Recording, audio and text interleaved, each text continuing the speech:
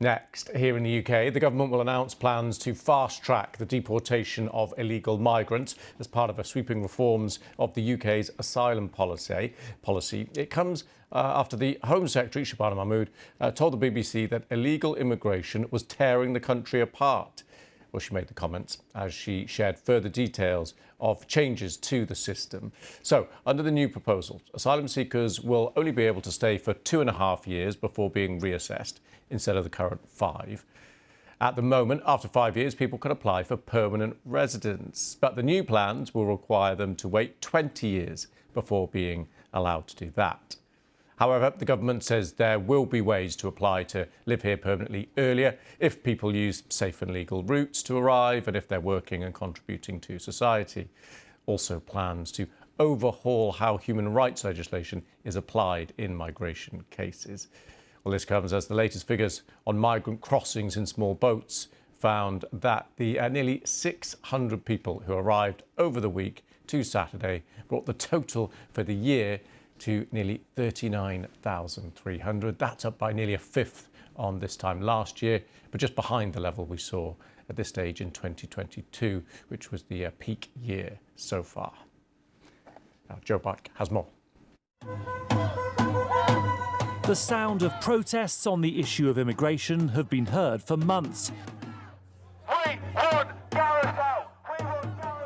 Yesterday in Crowborough, East Sussex, people were opposing plans to house male asylum seekers at a nearby army camp. And the Home Secretary believes there are similar stories across the UK. It is an issue that is dividing our country, and I see this polarisation all over the country, including in my own constituency. We have a system that is out of control, it's unfair, and is putting huge pressure on communities. Today, the Home Secretary will announce she's overhauling human rights law to make deporting illegal migrants easier. She plans to change the law so those refused asylum can't make multiple appeals. And Shabana Mahmood will also threaten visa bans on 3 African countries, Namibia, Angola and the Democratic Republic of the Congo, unless they start accepting the return of thousands of their criminals and illegal immigrants. The Home Office has for decades been seen as a political poison chalice, full of pitfalls and dangers. Shabana Mahmood's team hope this plan, which they argue is comprehensive and common sense, will avoid all of those. But there are already sceptics in the Labour Party. Folkestone MP Tony Vaughan has tweeted, "The Prime Minister said in September that we are at a fork in the road. These asylum proposals suggest we have taken the wrong turning. The idea that recognised refugees need to be deported is wrong.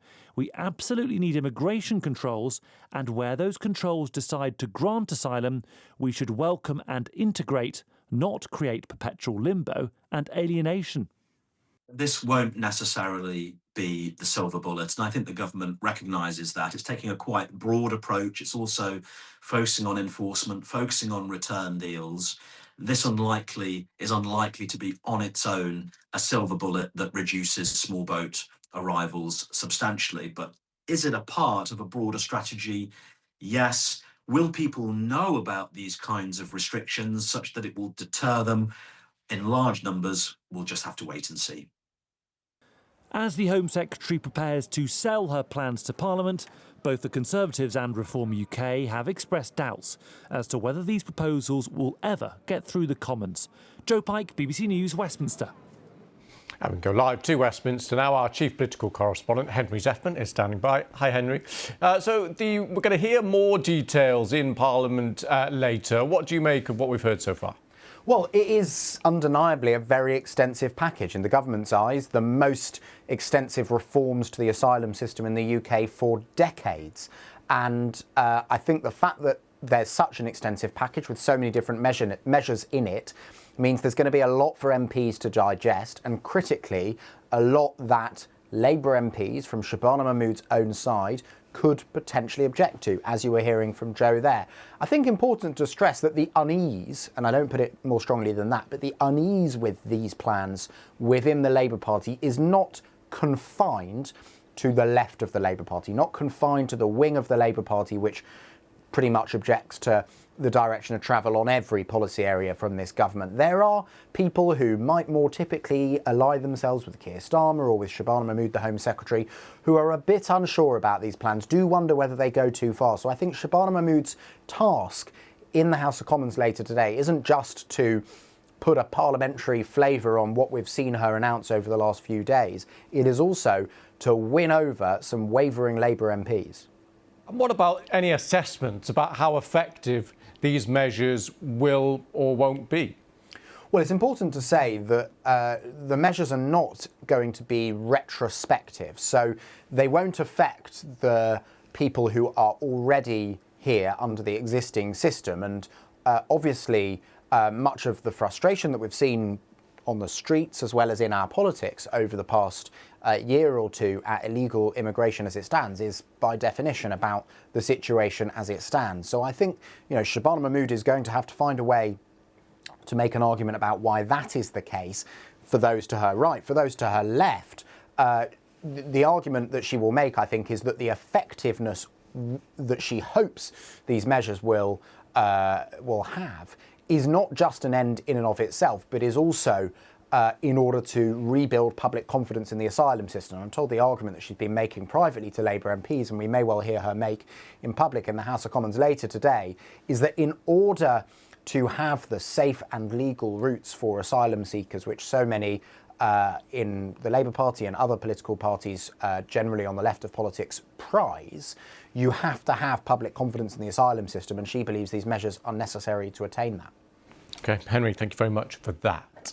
We're going to speak now to Associate Professor of Political Science at Arthur University, Christina Bakker-Simonsen. Thank you very much for coming on the programme.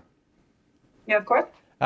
So we're hearing, or we have heard certainly, a lot about the Denmark model here, the Labour Party in the UK trying to model some of these changes on what's happened in Denmark, a tougher approach to the whole system.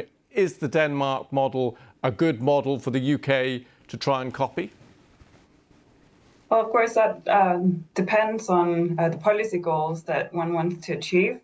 But it's definitely correct to say that the Danish model is considered one of the most restrictive, if not the most restrictive in Europe when it comes to asylum, permanent residency, naturalization, and also the measures that are taken for immigrants in the country. And in terms of what those policies have sort of delivered in terms of policy outcomes, what we see is that the reduced welfare benefits that immigrants or asylum seekers receive have led those groups into poverty and increased rates of petty crime, and also poorer outcomes in school for the children of refugees. And more generally, these messages also heard by immigrants who have lived long-term in Denmark, including their children. So we see that this type of rhetoric that also accompanies the restrictive policies have led to lower levels of political trust, lower levels of democratic satisfaction and national belonging, even among the second generation. So these are also things to take into account when introducing such policies.